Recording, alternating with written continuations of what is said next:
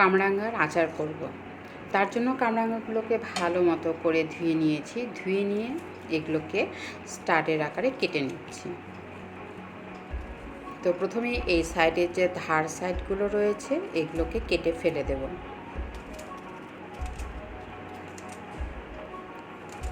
তো আমরা দুজনে মিলে এগুলো কাটছি, অনেকগুলো বানাবো, এজন্যে আমার হাজব্যান্ড আমাকে একটু হেল্প করে দিচ্ছে কাটার জন্য।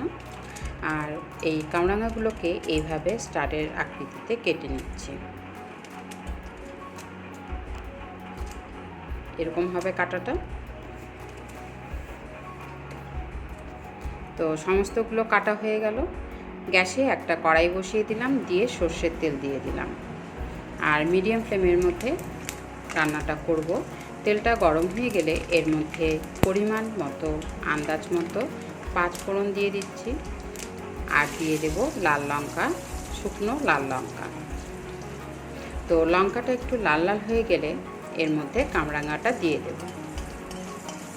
কামরাঙা থেকে প্রচুর পরিমাণে জল বের হয়, এই জন্যে অনেকক্ষণ ধরে এটাকে রান্না করে নিতে হবে, জলটা শুকানো পর্যন্ত। তো 5 ফোড়ন আর শুকনো লঙ্কাটা যখনই লাল লাল হয়ে গেল, আমি এর মধ্যে কামরাঙাগুলো দিয়ে দিলাম। এখন দেখে মনে হচ্ছে এক কড়াই কামরাঙা, কিন্তু পুরোপুরি আচারটা হয়ে যাওয়ার পর কমে আসবে। এই মুহূর্তে দিয়ে দিচ্ছি লবণ, দিয়ে দেব হলুদ গুঁড়ো, জিরে গুঁড়ো, ধনে গুঁড়ো আর লাল লঙ্কার গুঁড়ো, আর সামান্য আমি জোয়ান দিয়ে দিচ্ছি।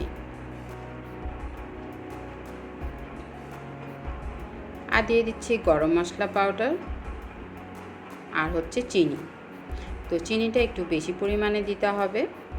তো কামরাঙাটা মিষ্টি থাকলে পরে একটু পরিমাণটা কম দিলেও হবে। এখন এটাকে আমি ভালো মতো করে নাড়াচাড়া করে নিচ্ছি। এখন দেখে মনে হচ্ছে কড়াইটা একদম ছোট হয়ে গেছে, এজন্য একটু নাড়াচাড়া করতে অসুবিধা হচ্ছে। কিন্তু কিছুক্ষণ পর যখনই এটা কমে আসবে তখন আর অসুবিধা হবে না নাড়তে। কামরাঙার মধ্যে প্রচুর পরিমাণে জল থাকে, এই জন্যে এখনই অনেক জল বের হবে, আর একটা চিনির তো জল থাকেই। তো আর কিছু মশলা দিতে হবে না, এটা মিডিয়াম ফ্লেমের মধ্যে এইভাবে জাল দিতে থাকবো। পুরোপুরি জলটা যখন শুকিয়ে আসবে তখন আমি গ্যাসের ফ্লেমটা অফ করে দেব।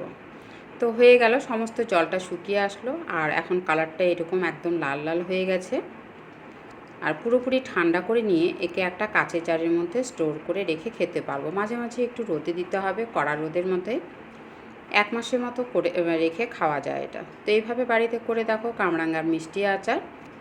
আর তোমাদের ফিডব্যাক অবশ্যই আমাকে জানাও। আজকে তাহলে এইটুকুই, আবার অন্য কোনো রান্না নিয়ে আসবো। তো সবাই খুব ভালো থাকবে।